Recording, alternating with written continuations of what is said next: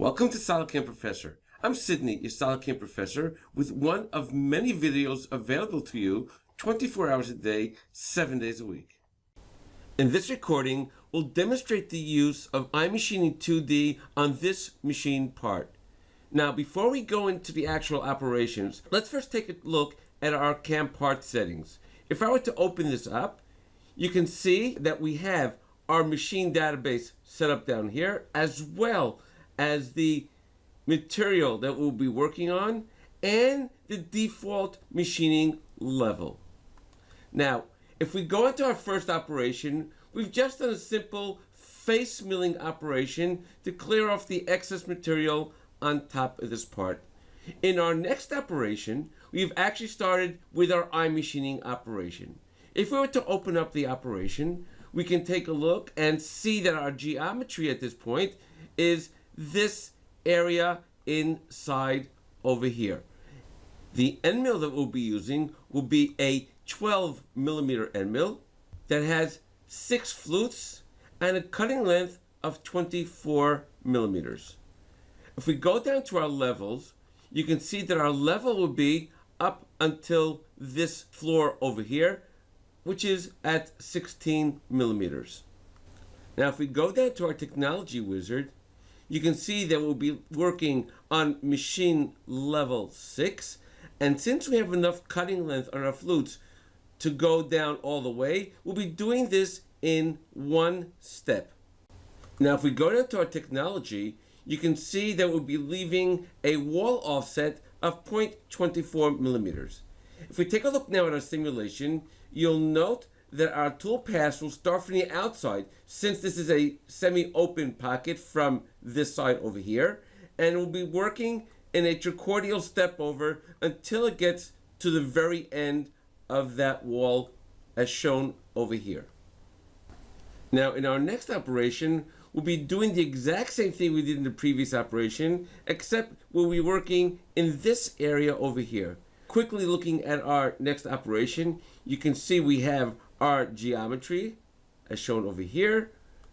We have the exact same tool that we used before. We have our levels, and the same thing with our technology wizard and our technology. Now, in our next operation, we'll be doing a finish cut. Now, the finish cut will be done for this area over here, which we just worked on. If we go into the operation, you'll see I'll be using the option of iFinish with the same geometry I had before. We have our tools, and if I go into my technology, we'll take a quick look at the iRest data, and the information was automatically brought in here by the parent operation. If I have to take a look at the simulation itself, you'll see that the tool pass does a finish cut in this area over here.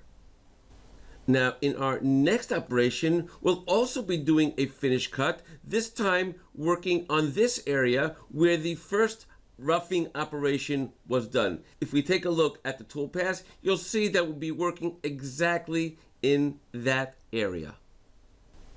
Now, the next operation, we'll be doing a rough cut for this area down over here.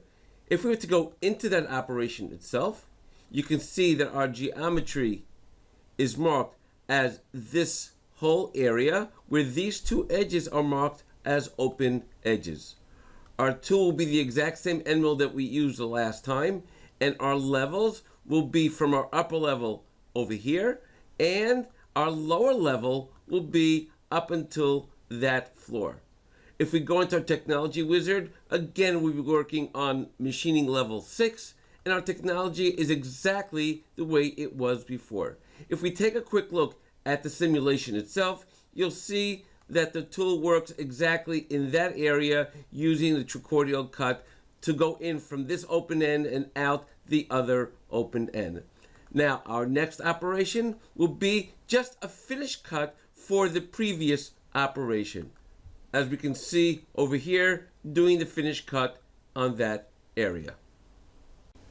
Now, the rest of the iMachining operations will be working in these areas using the exact same technology that we've used in the previous operation.